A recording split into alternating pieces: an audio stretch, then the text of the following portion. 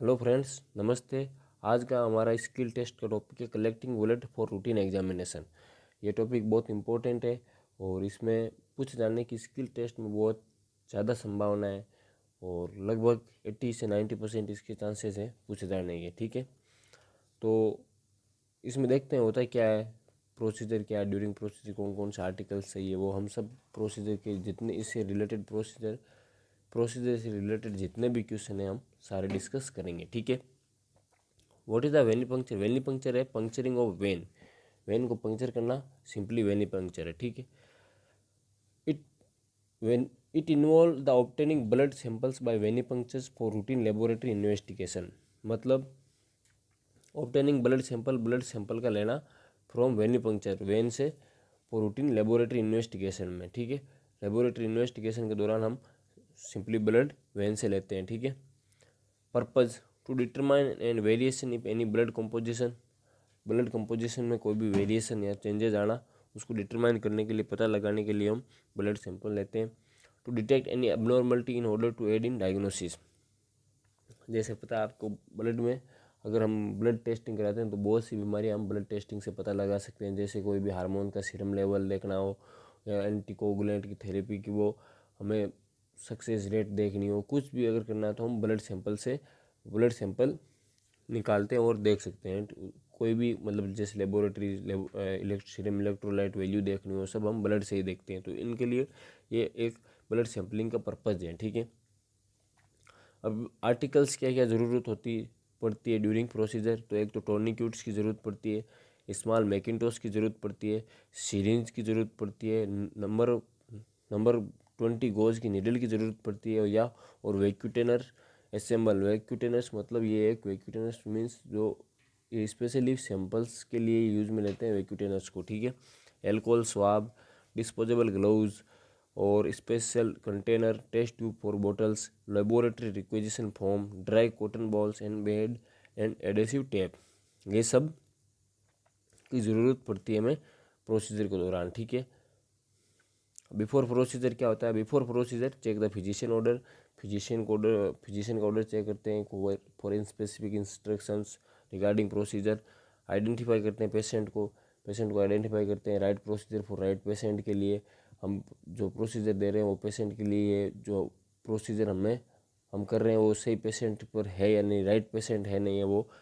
Reassure the patient and explain that relatively little blood will be taken. वो patient को हम reassure या उसको समझाते हैं कि लिटिल ब्लड लिया जाएगा आपका और उसकी लेबोरेटरी जांच या इन्वेस्टिगेट करेंगे, इसके लिए हम ये ब्लड कलेक्ट कर रहे हैं। ठीक है। अब during procedure wash hand and put gloves. Hand washing बहुत ज़रूरी है। ठीक है। और ग्लव्स भी बहुत ज़रूरी है अगर कोई भी ब्लड से रिलेटेड काम कर रहे हैं तो हम पीपी पर्सनल प्रोटेक्टिव इक्विपमेंट पहनने बहुत ज़रूरी है। ठीक है। Select and examine the vein and visualize the vein, including the antecubital area, wrist, dorsum of the hand and top of the foot। मतलब हम वेरियस साइड्स पर हम वेनिपंक्चर्स कर सकते हैं। जैसे एंटीक्यूबिटल एरिया है, एंटीक्यूबिटल एरिया मतलब एल्बो वाला एरिया, जहाँ से एल्बो जॉइंट है वो व्रिस्ट वाला। ठीक है। डोर्सम यानी back of the hand and foot generally हम छोटे बच्चों में या चाइल्ड में यूज लेते हैं फुट की वेन का। ठीक है। Instruct the patient to extend his arm और hold the arm straight at the elbow and with fist clenched. मतलब पेशेंट को कहते हैं एल्बो को स्ट्रेट करो और मुट्ठी बंद करके आर्म को एकदम मतलब स्ट्रेट रखना है। ठीक है। एकदम, और मूवमेंट नहीं करवाना है। ठीक है। 7. Apply the tourniquet 5 to 15 centimeter above the selected site with just sufficient pressure to obstruct the venous flow। हमको टोर्निक्यूट बांधना है 5 से 15 सेंटीमीटर ओबो, जहाँ से हमको सैंपल लेना है, जहाँ हमें वेन दिखाई दे रही है उससे 5 से 15 सेंटीमीटर अबो टोर्निक्यूट बांधना है। और टोर्निक्यूट इतना ही बांधना है कि हमें सफिशियंट जहाँ से सफिशियंट वेनस फ्लो ऑब्स्ट्रक्ट हो जाए। ठीक है। बाद में clean the skin with alcohol swab in circular motion centre to periphery, allow it to dry. Centre to periphery, जैसे ये सेंटर है तो यहाँ से पेरीफेरी में हमको इस डायरेक्शन में को जो साइट है जहाँ से हम ब्लड कलेक्ट मतलब ब्लड सैंपल वाली साइट है जहाँ से हमको सेंटर टू पेरिफेरी क्लीन करना है। ये अराउंड 5 से 5 सेंटीमीटर तक क्लीन करना है हमको, ठीक है। Fix the chosen vein with thumb and draw the skin taut immediately below the site before inserting needle to stabilise the vein. हमको फिक्स करना है वो वेन को फिक्स करने के लिए हम जहाँ से हम सैंपल लेना चाहते हैं उसको वेन जो स्किन है उसको हम थोड़ा सा नीचे की तरफ खींच के और फिक्स करते हैं टोट। मतलब टोट मीन्स जो हम कह सकते हैं कलेक्शन होना किसी मतलब स्किन का, जहाँ कलेक्शन होता है, जहाँ स्किन एकदम ऐसे मतलब स्किन है मतलब पास पास में हो, मतलब एकदम स्किन को हम टोट मतलब जो टोट स्किन मतलब पास में हो या मतलब एक जगह एकत्रित हो रही है उसको हम थोड़ा सा पीछे खींचते हैं जिसको हम स्किन टोट में कहते हैं, ठीक है। मतलब जहाँ से हमको जहाँ हमें वेनिपंक्चर करना है उस जगह से नीचे से स्किन या हाथ को या वरिस्ट को होल्ड करते हैं और स्किन को थोड़ा सा नीचे की तरफ डाउनवर्ड की तरफ खींचते हैं, ठीक है। खींचने के बाद उसको वहीं पे फिक्स कर देते हैं। ये क्यों करते हैं? क्योंकि बूढ़ों में जो यार एल्डरली पर्सन होते हैं उसमें क्या होती है स्किन की वजह से वेन भी थोड़ी सी, जब हम ड्यूरिंग पंक्चर करते हैं वेन को तब वेन थोड़ी सी अपनी पोजीशन चेंज कर लेती है, क्योंकि स्किन वैसे एक लूज स्किन है, लूज स्किन के साथ वेन को भी थोड़ी सी जगह मिल जाती है जिसके कारण वो अपनी अपनी जगह से हट जाती है और वेनिपंक्चर सक्सेसफुल नहीं होता है। इसलिए हम थोड़ी सी स्किन को एकदम टाइट रखनी है जब हम वेनिपंक्चर करें, ठीक है। और टाइट हम कैसे रखेंगे? जहाँ से हमें वेनिपंक्चर करना है उस इसकी थोड़े से नीचे पकड़ के और वेन को थोड़ा जो स्किन है हमारी उसको थोड़ी सी एकदम नीचे की तरफ खींचेंगे ना तो वो एकदम टाइट हो जाएगी स्किन, ठीक है। बाद में hold the syringe between the thumb and last 3 finger. Thumb के और लास्ट 3 फिंगर के बीच से हमें मतलब बीच में सिरिंज को पकड़नी और बाई लेवल मतलब एकदम पैरेलल टू द स्किन मतलब समांतर स्किन के समांतर तो हमको सिरिंज को पकड़े रखना है और insert the needle quickly and smoothly under the skin and into the when.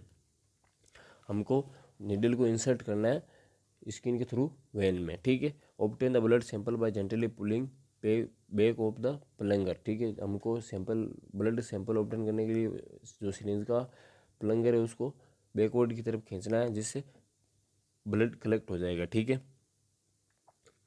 बाद में release the tourniquet as soon as the specimen is obtain and ask the patient to open the fist.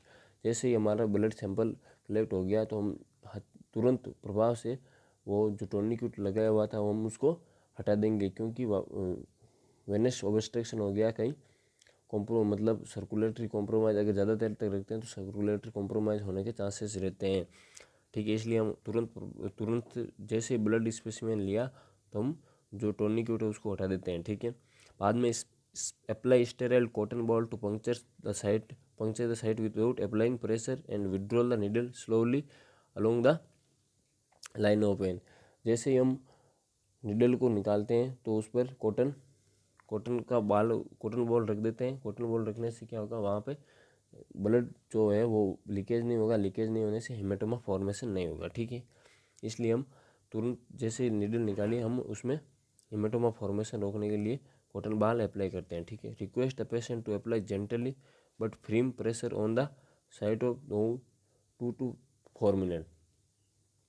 2 से 4 minute तक हमें जहाँ से हमने blood sample निकाला वहाँ पर प्रेशर दे रखते हैं जिसके कारण जो ब्लीडिंग है वो रुक जाती है, ठीक है।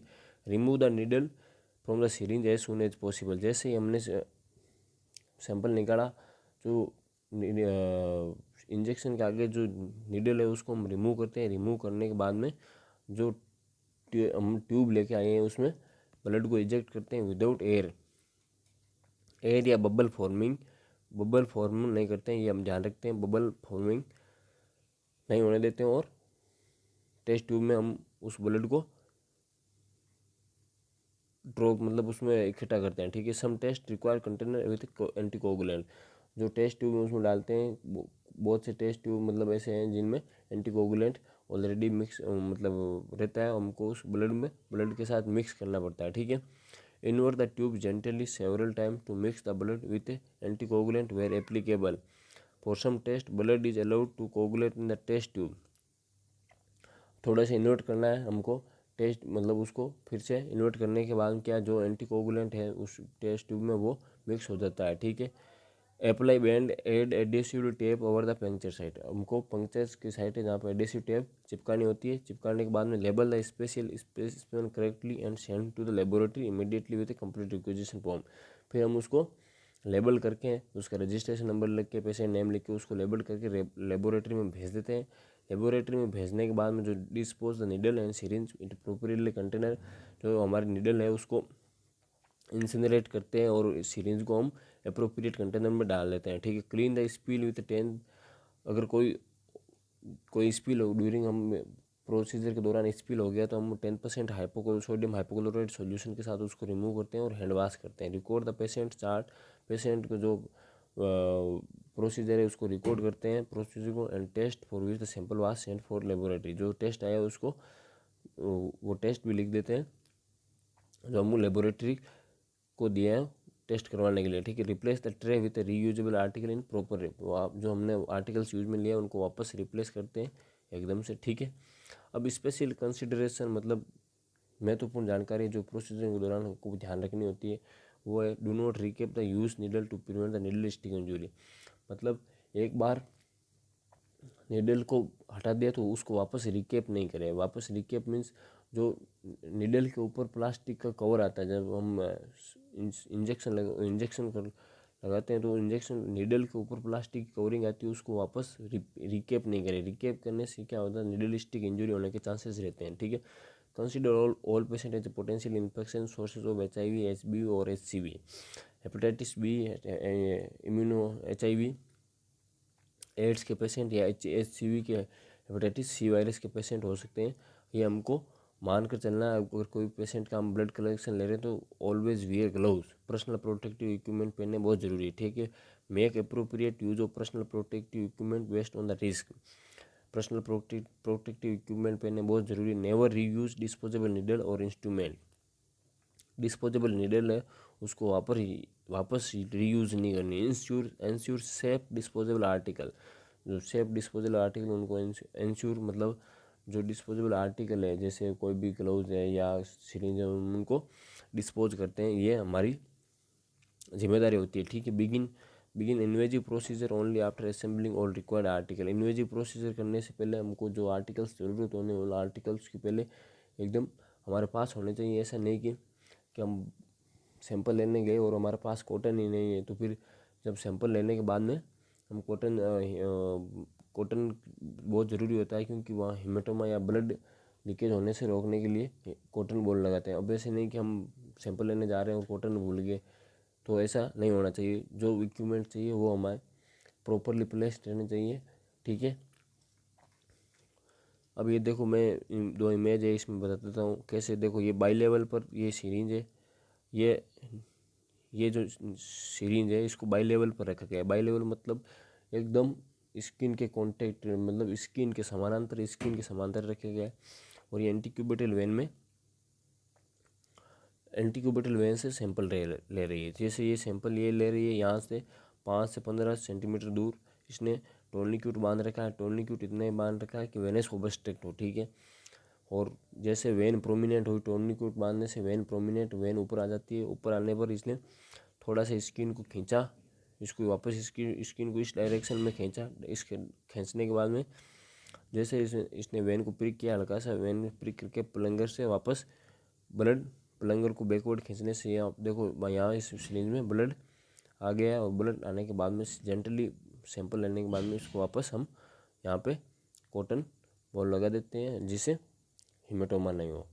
ये पूरा प्रोसीजर था। हम कैसे ब्लड स्पेसिमेन कैसे लेते हैं।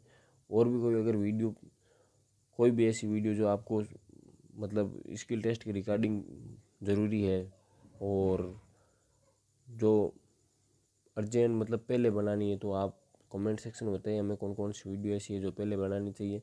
वैसे हम स्किल टेस्ट के पूरे A to Z प्रोसीजर के वीडियो है पूरे बनाएंगे और आपको इमेज बेस के साथ कभी डिमोन्स्ट्रेट करके बताएंगे कि कैसे प्रोसीजर करते हैं।